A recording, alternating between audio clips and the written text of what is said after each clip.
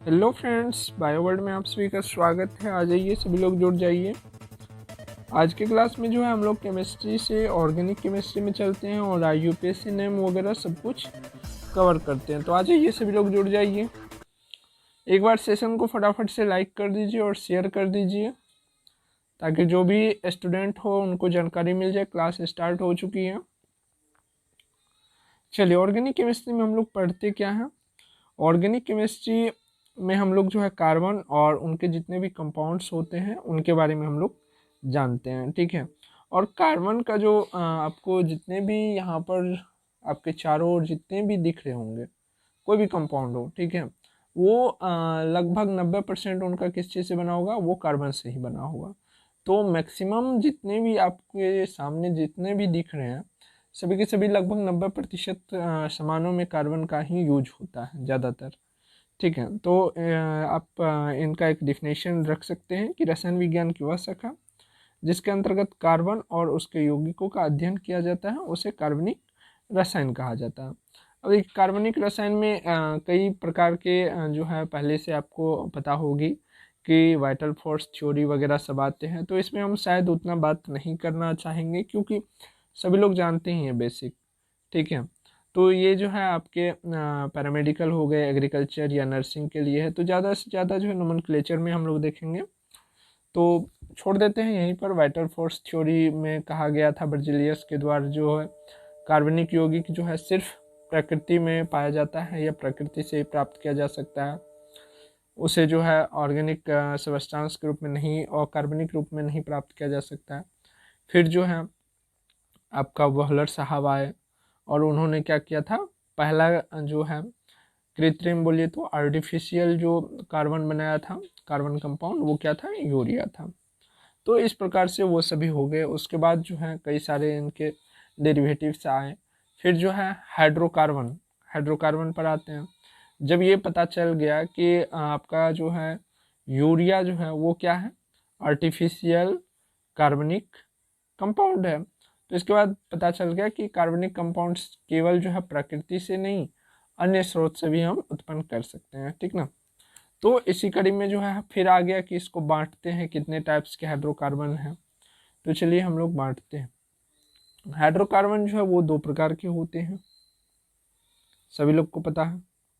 एक तो सेचुरेटेड जिसको बोलते हैं हम लोग संतृप्त, क्या बोलते हैं, सेचुरेटेड। और दूसरा क्या हो जाएगा, सेचुरेटेड हाइड्रोकार्बन। और दूसरा क्या हो जाएगा, अनसेचुरेटेड हाइड्रोकार्बन।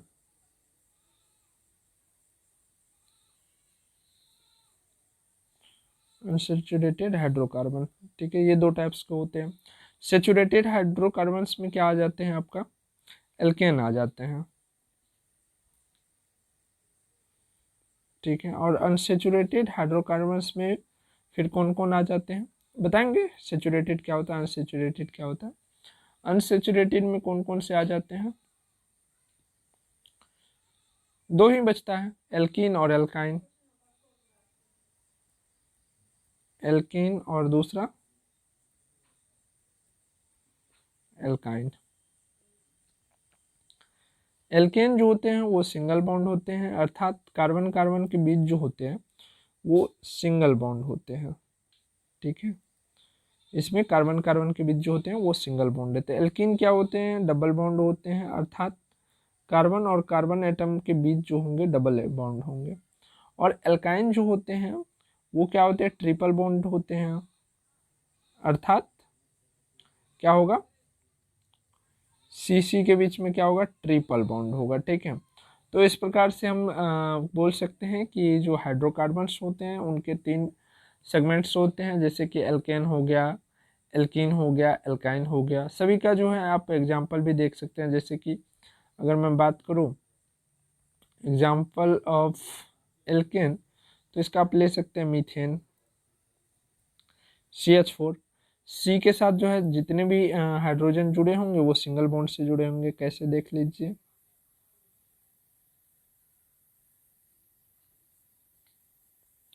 है ना। उसके बाद अगर मैं बोलूँ कि एल्केन में अगर एग्जाम्पल की बात आए तो क्या हो जाएगी एग्जाम्पल यहाँ पर, यहाँ पर कार्बन की संख्या कभी भी एक नहीं होगी, 2 से स्टार्ट होगी। कैसे होगी वो भी बताएंगे। तो यहाँ पर C2H2 हो जाएगा। वही अगर हम बात करें एल्काइन की तो C2H2 हो जाएगा। ठीक, यहाँ पर C2H2 नहीं C2H4 हो जाएगा। अगर आप इसका बॉन्ड फॉर्मेशन देखें तो 2 कार्बन हो जाएगा डबल बॉन्ड के साथ, और इनके चारों ओर जो है वो क्या होगा, हाइड्रोजन लग जाएगा। वही अगर आप यहाँ पर देखो तो यहाँ पर क्या होगा, ट्रिपल बॉन्ड के साथ CC अटैच रहेंगे और एक हाइड्रोजन दोनों की तरफ रहेंगे। ठीक है, तो ये हो गया आपका सिंगल बॉन्ड, डबल बॉन्ड और ट्रिपल बॉन्ड। अगर आपको एल्केन का फॉर्मूला कहीं पर पूछता है तो अब पता है, आपको पहले से ही पता है, बताने की कोई ज़रूरत नहीं है। क्या है फॉर्मूला, CnH2n+2। ठीक ना। उसके बाद एल्कीन का अगर फॉर्मूला पूछा जाए तो पता है आप लोगों को, Cn बोलते चलिए H2n। क्यों, क्योंकि यहाँ पर हाइड्रोजन आप देख रहे हो कि जितना कार्बन है उसके डबल जो है हाइड्रोजन है। तो यहाँ पर कार्बन की संख्या अगर हम C में रखें तो एक चीज लेकिन यहाँ पर रख लीजिएगा, कम से कम 2 होना चाहिए। ठीक है, स्टार्टिंग जो है कार्बन का एल्कीन में दो कार्बन से होना चाहिए।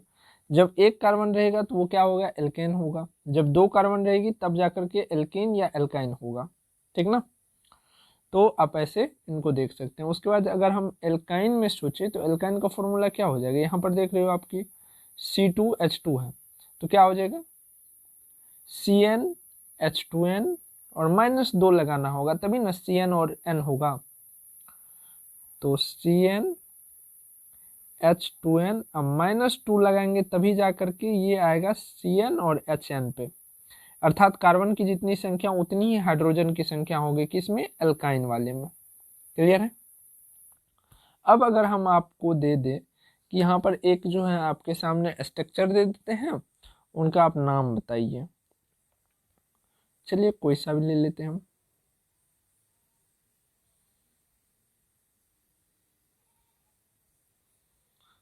यहाँ पर अगर नाम दे दे, बोले कि ये एक बालक है और इसका नामकरण कीजिए। जब बालक जन्म लेते हैं तो उसका नामकरण करते हैं ना, तो हमने बताया कि इनका नामकरण कीजिए। तो आप क्या कीजिएगा नामकरण, पहले इसके जो है कार्बन की काउंटिंग कीजिएगा कि कार्बन कितनी है, तो आपको मिलेगी 1 2 3 4 5 6। तो कैसे कीजिएगा, 6 के लिए क्या हम यूज करते हैं, वर्ड रूट बताइए।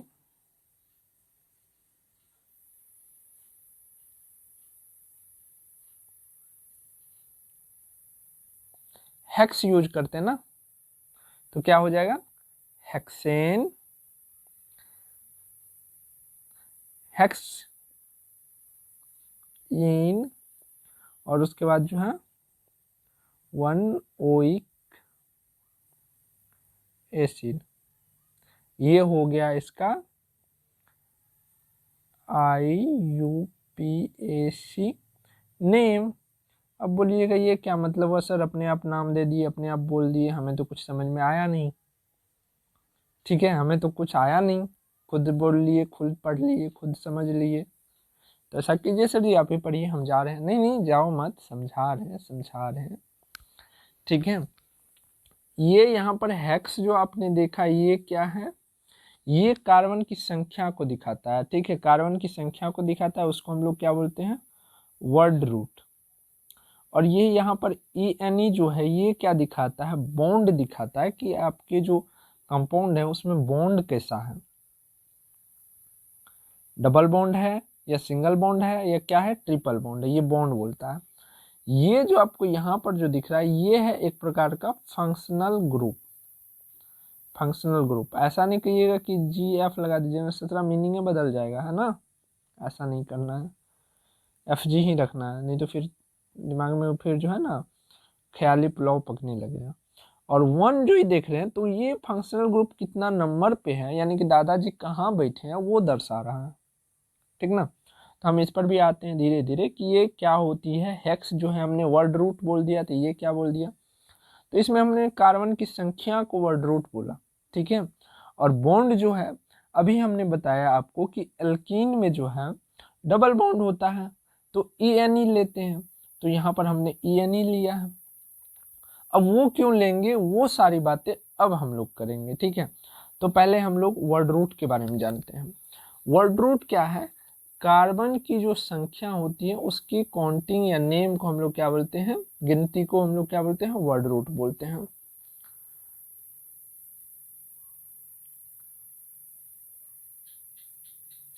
कार्बन एटम, अगर कार्बन की संख्या 1 है तो इसको हम लोग क्या नाम देते हैं, बोलिए, मीथ। क्या नाम देते हैं, मीथ। ठीक है। अगर कार्बन की संख्या 2 है तो हम लोग क्या नाम देते हैं, इथ। अगर कार्बन की संख्या 3 है तो हम क्या नाम देते हैं, प्रोप। अगर कार्बन की संख्या 4 है तो क्या नाम देते हैं हम, ब्यूट। क्या नाम देते हैं, ब्यूट। बट नहीं पड़िएगा, ठीक ना। उसके बाद अगर कार्बन की संख्या 5 हो तो हम लोग क्या बोलते हैं, पेंट। अगर कार्बन की संख्या 6 हो तो क्या बोलेंगे, हेक्स। अगर कार्बन की संख्या 7 हो तो क्या बोलेंगे इसको, 7 को क्या बोलते हैं, हेप्ट। ठीक। अगर कार्बन की संख्या, आप लोग भी बताते चलिए, अगर कार्बन की संख्या 8 हो तो उसे हम लोग क्या बोलेंगे, ऑक्ट। ऑक्टेन नहीं, ऑक्टेन तो एन जब लगाइएगा तो वो तो आप तो बॉन्ड दर्शा दिए। अभी तो हम सिर्फ कार्बन की संख्या को जान रहे हैं, कार्बन की संख्या में हम बॉन्ड को नहीं ऐड करेंगे कि ऑक्टेन या ऑक्टीन कहलाएगा। ठीक ना। कार्बन जब 8 कार्बन हो तो उसे हम लोग क्या बोलते हैं, ऑक्ट बोलते हैं। ठीक ना। अगर कार्बन की संख्या 9 हो तो उसे हम लोग क्या बोलते हैं, नॉनेन। ठीक। अगर कार्बन की संख्या 10 हो तो उसे हम क्या बोलेंगे, डेक। क्या बोलेंगे, अच्छा बड़ा वाला होना चाहिए, डेक बोलेंगे। ये हो गया आपका वर्ड रूट। कार्बन की जहाँ जितनी भी संख्या रहेगी उसके हिसाब से हम लोग देखेंगे। अगर यहाँ पर हम बोले आपको कि पिछले में हमने हेक्स लगाया था, तो यहाँ पर अगर आप देखिएगा तो हमने कार्बन की गिनती की थी, 1 2 3 4 5 6, इसीलिए हमने यहाँ पर हेक्स लगाया था। 6 कार्बनों की गिनती को अभी हमने बताया ना कि हेक्स बोला जाता है, तो इसीलिए हमने वहाँ पर क्या लगाया था, हेक्स लगाया था। ठीक है। अब आया कि हेक्स के साथ हमने ई क्यों लगा दिया, ई हमने क्यों लगा दिया, तो आप यहाँ पर देख रहे हैं ये क्या चीज़ है, ये एक प्रकार का नमूना। ठीक ना। ये क्या है, एक प्रकार का नमूना है। चलिए जानते हैं इस नमूना के बारे में। नमूना के बारे में आपको हमने बताया अभी कि हाइड्रोकार्बन्स जो होते हैं वो 2 टाइप्स के होते हैं, सेचुरेटेड हाइड्रोकार्बन जो कि एल्केन है, और अनसेचुरेटेड हाइड्रोकार्बन्स जो कि एल्कीन है। तो जब किसी भी आपके कंपाउंड में किस टाइप के बॉन्ड्स हैं, ये डिसाइड करने के लिए हम लोग देखते हैं कि उसमें जो है हाइड्रोजन कितनी जुड़ी हुई है और वो कौन सा बॉन्ड बना रहा है। ठीक ना। तो इस हिसाब से हमें पता चलता है। तो इसी भी प्रकार से हम यहाँ पर देखें कि ये डबल बॉन्ड बना रहा था, इसीलिए हमने ई लगा दिया, है ना। इसीलिए हमने क्या किया, ई लगा दिया। अब बात आएगी फंक्शनल ग्रुप की कि ये सर फंक्शनल ग्रुप क्या होता है, तो फंक्शनल ग्रुप भी अब हम बताएंगे आपको। ठीक ना। तो सबसे पहले एल्काइन का आपको पता चल गया। ठीक। लेकिन चलिए मैं आपको सवाल में यहाँ पर फंसा दे रहा हूँ। ठीक ना। यहाँ पर सवाल में आपको फंसा दे रहा हूँ। चलिए एक सवाल आप लोग फटाफट से बनाते चलिए, कुछ सवाल दूंगा मैं यहाँ पर।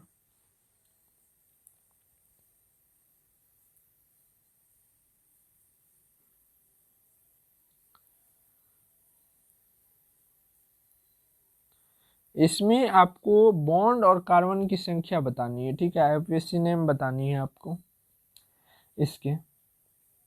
पहले तो आप कार्बन की संख्या देख ले। कार्बन की संख्या कितनी हो जाएगी, 2 कार्बन है, तो 2 के लिए हम कौन सा यूज करते हैं, इथ यूज करते हैं, इथ। अब हम लोग बॉन्ड देखेंगे तो सिंगल बॉन्ड है, सिंगल बॉन्ड है, सिंगल बॉन्ड है, सिंगल बॉन्ड, डबल बॉन्ड है। तो डबल बॉन्ड का हम नाम देंगे, ठीक है। जो रहेगा, अगर ट्रिपल बॉन्ड रहता, डबल बॉन्ड भी रहता, तब हम देखते, ठीक ना। लेकिन अगर सिंगल बॉन्ड सिर्फ रहेगा तो उसको हम सिर्फ जो है ANE लगा देंगे। अगर डबल रहेगा तो ENE लगाएंगे।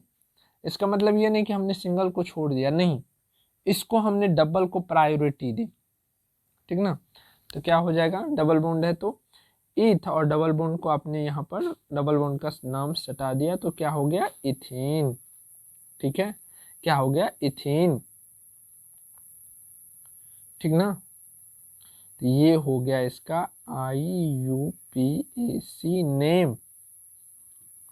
जो हमने नाम दे दिया बोआ का, वही हो गया IUPAC नेम, ठीक। समझने में कोई दिक्कत नहीं ना। चलिए और भी एग्जाम्पल से आपको समझाते हैं। ये तो हो गया डबल बॉन्ड वाले। अब ट्रिपल बॉन्ड वाले से समझाते हैं आपको। जैसे मान लीजिए ये रहा ट्रिपल बॉन्ड, इसका नाम आप बताइए, इसका नाम। कार्बन की संख्या कितनी, एक यहाँ पे हो गया, एक यहाँ पे हो गया, 2 कार्बन हो गए। 2 कार्बन के लिए हम लोग क्या लेते हैं, ईथ लेते हैं। और ट्रिपल बॉन्ड है, ट्रिपल बॉन्ड के लिए हम लोग क्या लेते हैं, YNE, तो हम लोग YNE लगा देंगे, इथाइन, ठीक है। तो ये हो गया इसका IUPAC नेम। क्लियर है, कोई दिक्कत नहीं ना। चलिए धीरे धीरे थोड़ा सा फास्ट भी रखेंगे, कोई बात नहीं, बट समझाते हुए आगे बढ़ेंगे ताकि आपको कंसेप्ट में कहीं से भी दिक्कत ना आए, ठीक है। अब आपके दिमाग में आएगा कि सर यहाँ तक तो ठीक है, लेकिन अगर दोनों एक में आ जाए तब हम किसको पहले कुर्सी देंगे। अगर दोनों एक साथ आ जाए, ठीक है, पापा और चाचा भी, तो किसको हम एक साथ कुर्सी दें। तो चलिए वो भी हम बताते हैं। सबसे प्रायोरिटी जो होगी, पहले होगी ट्रिपल बॉन्ड की, फिर होगी डबल बॉन्ड की, तब जाके होगा सिंगल बॉन्ड की। सिंगल बॉन्ड की वैसे कोई इज्जत नहीं है, ठीक ना, ये वैसे ही है, सब दिन चलता है, इसका कोई इज्जत नहीं है। तो मान लीजिए अब कोई ऐसा कंपाउंड लिखिए जिसमें कि डबल और ट्रिपल बॉन्ड दोनों साथ में आ जाए, ताकि आप लोगों को ये हो जाए कि अब दोनों में से जो है छांट करके हम किसको पहले जो है डबल बॉन्ड को प्रायोरिटी दे या सिंगल बॉन्ड को प्रायोरिटी दे, है ना। एक ऐसा वाला भी एग्जांपल चाहिए ताकि आपका कॉन्सेप्ट तुरंत और अच्छे से क्लियर हो सके। तो चलिए वही करते हैं। एक ले लीजिए क्वेश्चन। कार्बन हो गया, सिंगल बॉन्ड,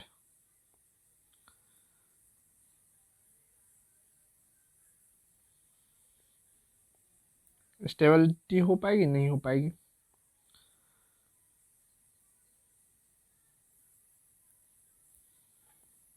हाँ, ये हो जाएगा। एक हाइड्रोजन यहाँ लटका दीजिए, 4 हो गया, इसको भी 4 हो गया, इसको 3 हो गया, तो एक हाइड्रोजन दे दीजिए, रोएगा नहीं। ये 3 हो गया तो एक हाइड्रोजन दे दीजिए, ये भी नहीं रोएगा। इसको एक ही हुआ तो इसको 3 हाइड्रोजन वाला लेमन जूस दे दीजिए, रोएगा नहीं, है ना।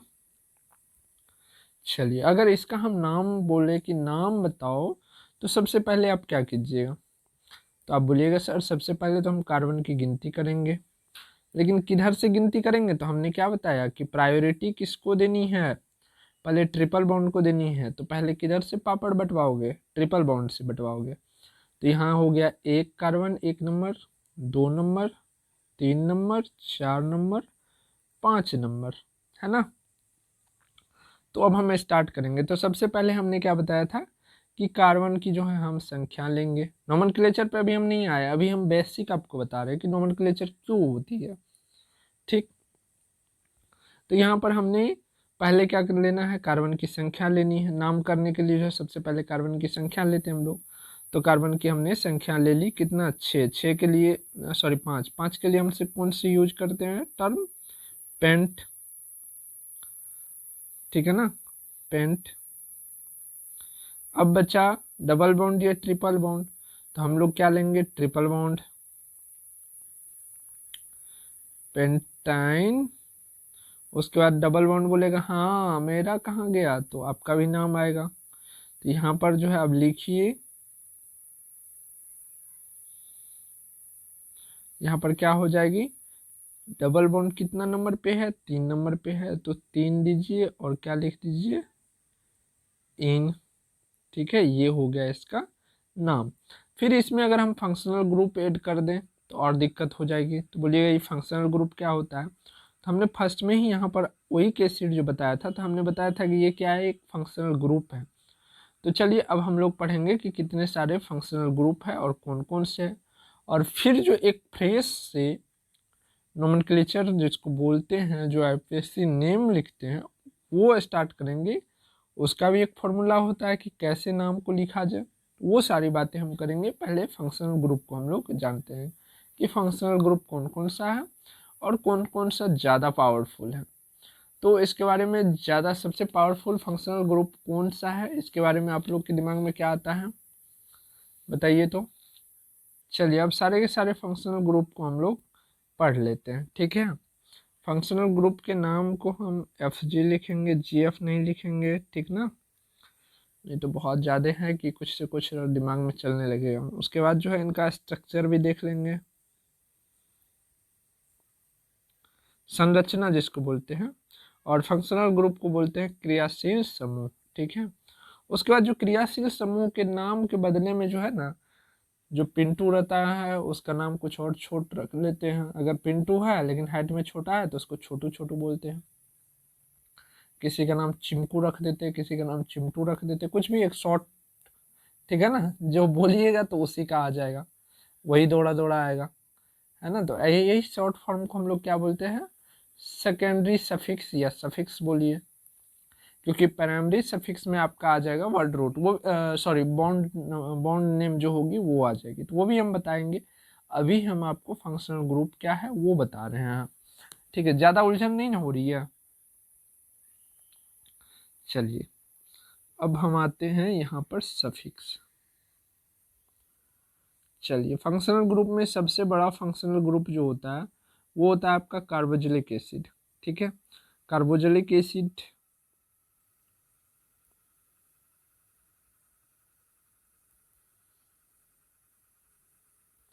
अगर इसका स्ट्रक्चर बनाने के लिए बोला जाए तो स्ट्रक्चर आप लोग बता सकते हैं ना, क्या होगा, ये होगा। यहाँ से ये आर जो है यहाँ पर क्या होगी, कार्बन आकर के जुड़ेगी। ठीक है, यहाँ पर क्या होगी, कार्बन आकर के जुड़ेगी। अगर इसका स्ट्रक्चर आप देखने की कोशिश करें तो मैं यहाँ पर लिख रहा हूँ, फिर मिटा दूंगा, अगर आप लोग चाहे तो बना सकते हैं। ऐसी इसकी जो है स्ट्रक्चर होती है। और यहाँ पर जो आर बोले थे तो यहाँ पर कई सारे कार्बन जो है ऐसे ऐसे करके अपना जुड़े रहेंगे, या जिससे भी जुड़ना चाहे जुड़ सकते हैं। तो एराइल इसको बोला जाता है, आर जो रहता है यहाँ पे जुड़ा हुआ। तो इस प्रकार से इसकी स्ट्रक्चर होती है। ठीक है, चलिए इसका जो सफिक्स होता है यानी कि छोटकू सा नाम, जिससे पता चले कि यही वो है, वो क्या है, ओइक एसिड। ठीक है, क्या है, ओइक एसिड।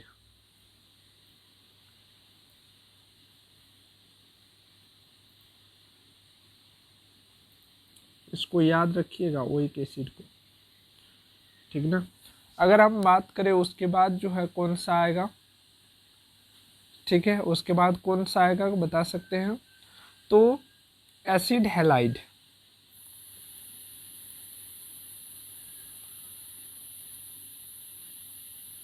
एसिड हैलाइड क्या होता है, सब कुछ वैसे ही रहता है, लेकिन इधर से क्या हो जाएगा, आपका ग्रुप 17 का जितने भी आपके एटम्स है वो आकर के जुड़ जाएंगे। तो इधर से तो आर ही रहेंगे, ठीक है, ओ ही रहेगा। और इधर से जो है ये आकर के हैलाइड वाले जुड़ जाएंगे। हैलाइड में कौन कौन से आते हैं, फ्लोरीन, क्लोरीन, ब्रोमीन और आयोडीन। ठीक है, और इसका अगर हम छुटकू नाम देखें तो जो भी रहेगा, जैसे फ्लोरीन में रहेगा तो उसको क्या बोलेंगे, फ्लोराइड बोलेंगे। ठीक है, हेलाइड वाला IDE जुड़ जाता है उसमें, हेलाइड। जैसे आयोडीन रहेगा तो क्या बोलेंगे हम लोग, आयोडाइड।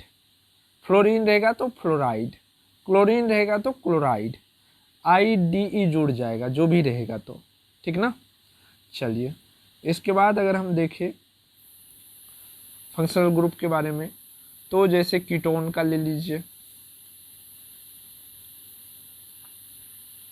कीटोन का क्या होता है आप लोग याद दिलाते चलिए, हम लिखते जा रहे हैं।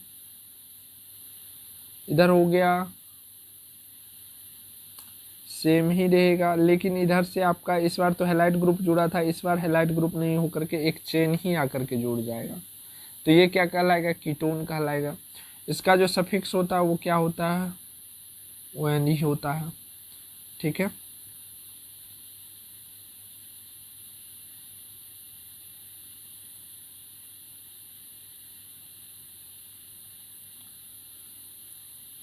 चलिए उसके बाद जो है कीटोन के बाद एल्डिहाइड भी ले लीजिए।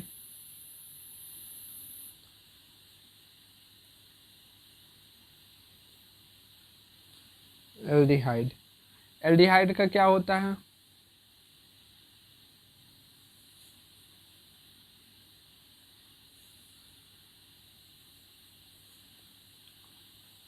एल्डिहाइड का सही है ना, गलत नहीं है ना। इसका सफिक्स क्या ले लीजिएगा आप लोग, अल ले लीजिएगा AL, ठीक। आगे बढ़ते हैं, अगला जो है अल्कोहल भी ले ही लीजिए, क्यों छोड़िएगा। अल्कोहल का तो आप लोग जानते ही है कि ये किसी न किसी कार्बन के समूह में जुड़ा रहेगा, तो इसको R और क्या लगा दीजिएगा, ये होता है। इसका अगर सफिक्स देखिएगा तो वो क्या हो जाएगा, छोटकू नाम, जिससे बुलाया जा सके इसको जरूरत पड़ने पर। ये था AL अल, और ये है OL, ठीक है, ऑल। चलिए उसके बाद और भी कुछ, इथर भी देख लीजिए साथ में, जब चल ही रहा तो इथर ही क्यों छूटेगा, इथर भी आ जाए।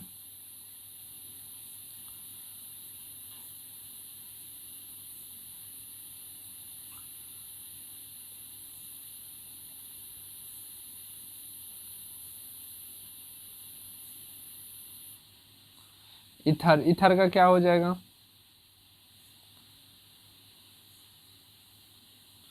बताओ क्या, H लगाए या R लगाए, R लगाएंगे, ठीक ना। दोनों तरफ से CC आकर के जुड़ेगा, C2H4 जो भी होगा, ठीक है।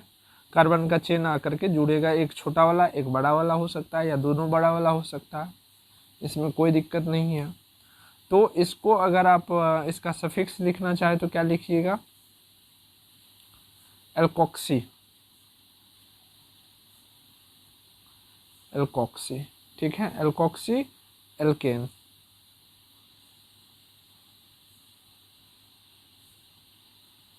एल्कोक्सी एल्केन, एल्केन क्यों, क्योंकि इधर से आकर के छोटा वाला क्रियाशील समूह जुड़ेगा, सॉरी कार्बन का चेन जुड़ेगा जो कि छोटा होगा, और सिंगल बॉन्ड वाला रहेगा तो एल्केन होगा, डबल बॉन्ड रहेगा तो एल्कीन होगा, है ना। चलिए उसके बाद एमीन को भी देख ही लेते, क्यों छोड़े एमीन को, है ना। एमीन, एमीन का क्या होता है फॉर्मूला, कोई बताएंगे।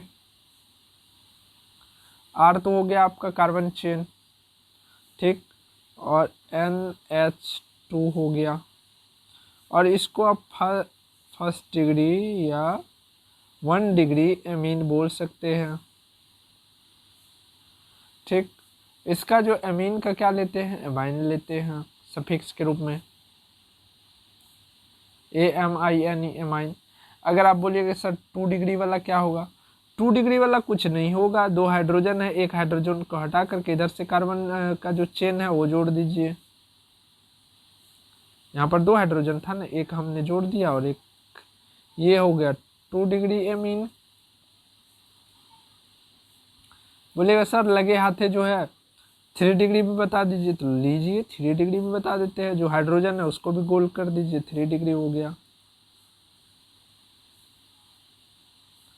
ये 3 डिग्री एमीन हो गया, ठीक है।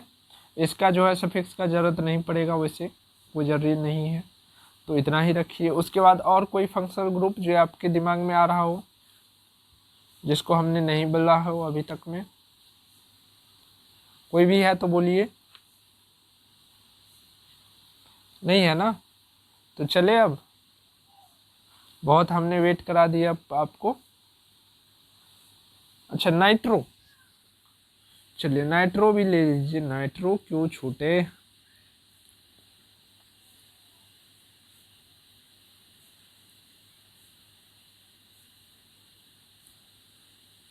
नाइट्रो की अगर बात करें तो क्या होता है, नाइट्रो NO2 होता है, ठीक है। नाइट्रो को इसका जो सफिक्स होता है वो क्या होता है, नाइट्राइट।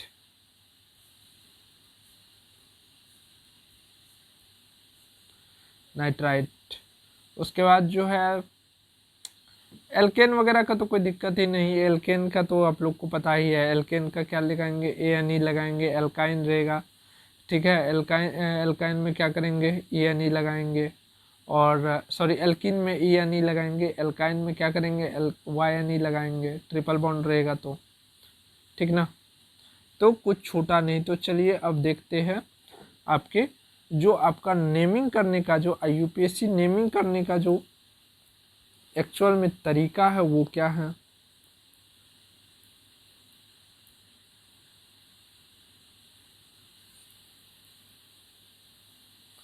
सबसे पहले आप लोग क्या करेंगे, सबसे पहले जो है सीनियर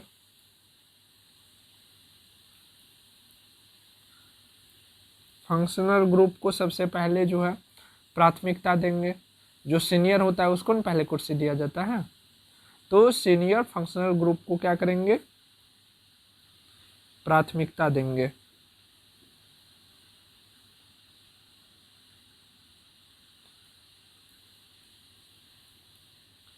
और कोशिश करेंगे, अच्छा पेड़ पे चढ़ रहे हैं तो पेड़ की टहनी को क्या बोलते हैं हम लोग, ब्रांच बोलते हैं। तो अगर किसी पेड़ पर आपको चढ़ना हो तो क्या कीजिएगा, सोचिएगा कि जल्दी जल्दी टहनियाँ रहे ताकि चढ़ने में दिक्कत ना हो, ब्रांच नज़दीक हो। तो इसी प्रकार से कार्बन चेन, अगर मान लीजिए कि ये कार्बन चेन है, ये क्या होगा, मेन चेन होगा। अगर मान लीजिए यहाँ से भी एक है, ये अगर मेन चेन में गिनती नहीं आ रहा तो ये क्या कहलाएगा, ब्रांच कहलाएगा। ब्रांच यानी कि क्या कहलाएगा, शाखा कहलाएगा, ठीक है। तो ये चाहेंगे हम लोग कि जल्दी से जल्दी या जितने नज़दीक में हो शाखा तो उतनी बढ़िया है, चढ़ने में आसानी होगी। तो अगला पॉइंट में क्या हो जाएगा, इन सब बातों को ध्यान रखना है पेशी नेमिंग करते वक्त। ब्रांच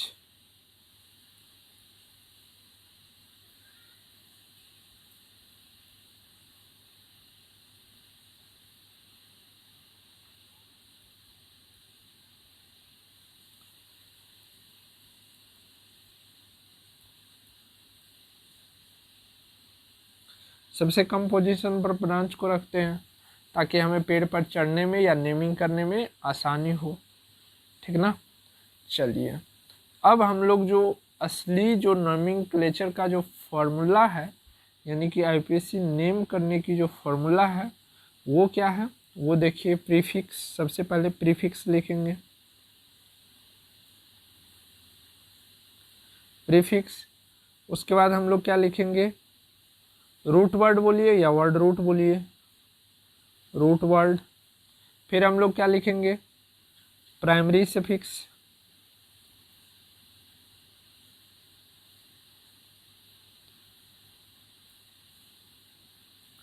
फिर हम लोग क्या लिखेंगे, सेकेंडरी सफिक्स।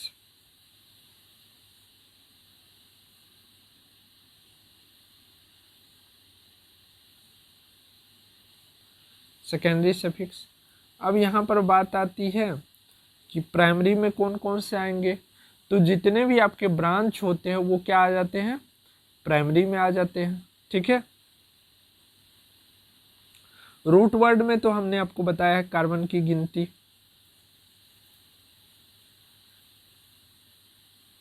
कार्बन की जो है संख्या जितना हम गनते हैं। प्राइमरी सफिक्स में क्या आ जाएगा, बॉन्ड आ जाएगा, जैसे कि सिंगल बॉन्ड में ANE लगाते हैं, डबल बॉन्ड में ENE लगाते हैं, ट्रिपल बॉन्ड में YNE लगाते हैं, है ना, तो वो आ जाएगा। उसके बाद सेकेंडरी सफिक्स में वही फंक्शनल ग्रुप का जो आपको सफिक्स नेम था वही आ जाएगा। तो ये आपका जो है नोमेनक्लेचर का यानी कि नेमिंग करने का एक फॉर्मूला हुआ। सबसे पहले आपको प्रीफिक्स यानी कि ब्रांच लेना है,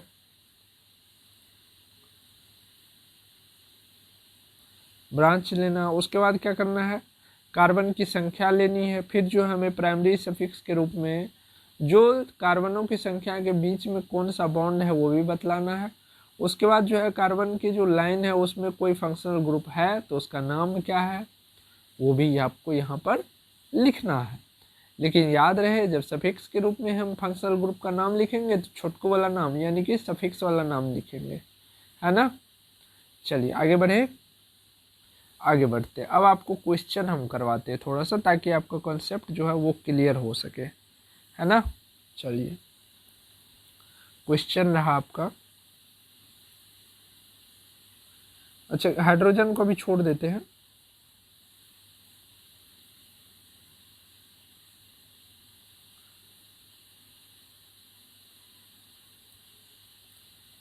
अब आप हमें इसका नेमिंग करके बताइए। पहले तो कार्बन की गिनती कीजिए और गिनती में एक बात का खास ख्याल रखिए कि ब्रांच आपको नज़दीक पड़ना चाहिए। उसके बाद जो है फंक्शनल ग्रुप भी आपका जो है ध्यान में रहना चाहिए। तो यहाँ पर डबल बॉन्ड जो है ये है एक प्रकार का फंक्शनल ग्रुप,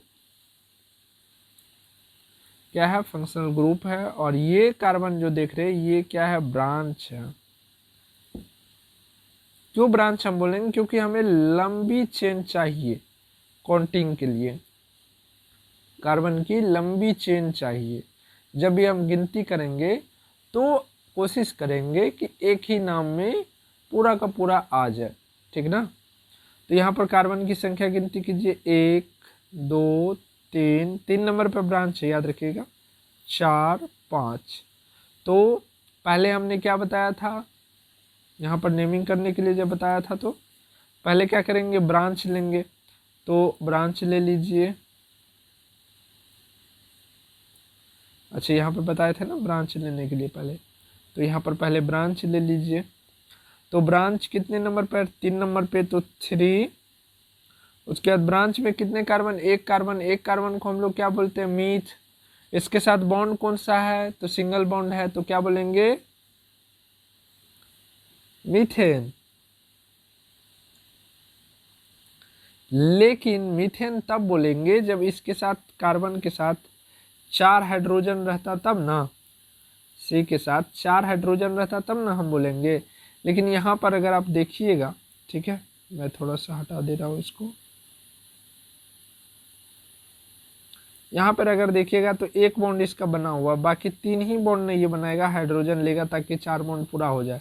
तो 4 हाइड्रोजन होना चाहिए था, 3 ही हाइड्रोजन है, मतलब एक हाइड्रोजन इसका पार हुआ है, तभी ना CH3 बना हुआ है। जब एक हाइड्रोजन पार होता है तो नेम में जो है ANE की जगह पे YL जुड़ जाता है, ठीक है, YL जुड़ जाता है। तो चलिए क्या हो जाएगा, यहाँ पर मिथाइल हो जाएगा, क्योंकि एक हाइड्रोजन इन्होंने हरा दिया है, खो दिया है, ठीक। उसके बाद हम क्या करेंगे, कार्बन की संख्या टोटल लिखेंगे। कार्बन की संख्या टोटल कितनी है, 1 2 3 4 5। तो 3 मिथाइल पेंटेन, क्योंकि पेंटेन होगा या पेंटीन होगा, डबल बॉन्ड है तो पेंटीन होगा, ठीक ना। पेंट और ANE हम क्यों नहीं लगाएंगे, क्योंकि एक यहाँ पर डबल बॉन्ड भी है, ठीक ना। तो हम लोग क्या लगा देंगे, पेंटीन, ठीक, जो शैम्पू होता है ना। चलिए अगला एग्जांपल देखते हैं। अगला एग्जांपल आपके लिए है,